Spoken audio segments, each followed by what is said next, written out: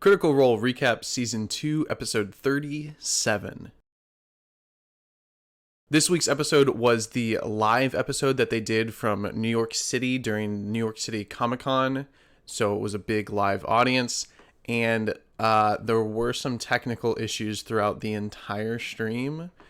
Mostly it was an audio issue where it seemed like they had noise gating activated, and so when it would get quieter, the noise would cut off, which meant...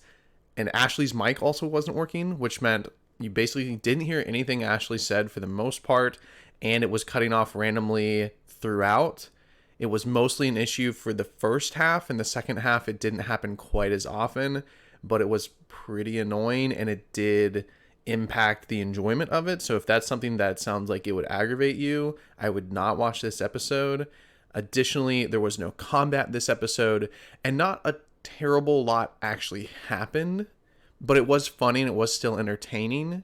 So like I said, I would weigh the pros and cons there. Like, it was a live audience and it was fun. There was a lot of energy and the whole crew was in pirate outfits, but the audio issues, and there was even like a little time skip issue too. So last week we ended off with the Mighty Nine having taken their stolen ship and renaming it to the Mistake.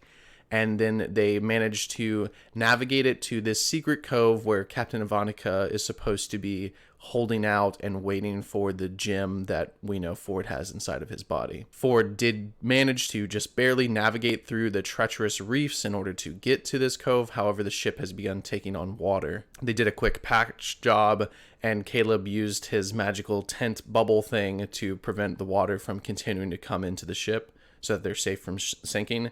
However, the pirate ship, captained by Captain Avantia, is approaching them, and cannons drawn and fires off a warning shot. They get boarded, and then basically Fjord and the whole Mighty Nine crew go with them back to the ship where they meet Captain Avantia. And Fjord and the crew are trying to pretend like they're still on her side. Like, Fjord has used Mask of Many Faces in order to look like the captain that had previously been the captain of the ship, and with some quick thinking gave himself a fake like laceration across his throat with a bloodied rag that he has across it, so that because he doesn't know what the captain sounded like, so he's using a raspy voice instead, like as if his throat is damaged and his voice box is damaged. And it works out pretty well for the most part, but then Captain Avantia does eventually see through it, so they have to completely drop the facade. They own up to being the Mighty Nine and the fact that they killed her previous crew. But then Fjord uncovers the fact that he has a connection to Avantia, because it seems that they are both chosen ones of this deity thing. Captain Avantia does go into some detail about this Leviathan and says that it's named Utakana or something like that. And basically that she's trying to return the orb or multiple orbs to an altar in order to kind of bring this god back to its former glory. And in exchange, she will receive, and possibly Fjord will receive, control over the sea itself. For the most part, the entire episode is basically uncovering all of that information and the parley between Fjord and Avantia. They do strike up a bit of an agreement where both crews will work together to try and get to this altar, and she says that she has someone out scouting, looking for the altar currently. They sleep that night, and Fjord has another dream about going into some sort of temple and putting his head into a small pool of water with the symbols around it of the god, having the power of controlling the ocean, like the water itself, like raising up his fist and it pulling up a huge pillar of water and being able to crash waves together and stuff like that.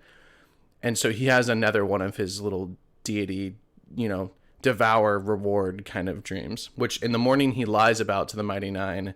He lies about the dream and says that it was just a normal dream, even though he has been very forthcoming up till now. So then the scout that Avantia had sent out has come back by this morning and says that he has found the temple and it's on this island. However, the island is full of natives, which are snake and lizard people, which will certainly be aggressive towards them.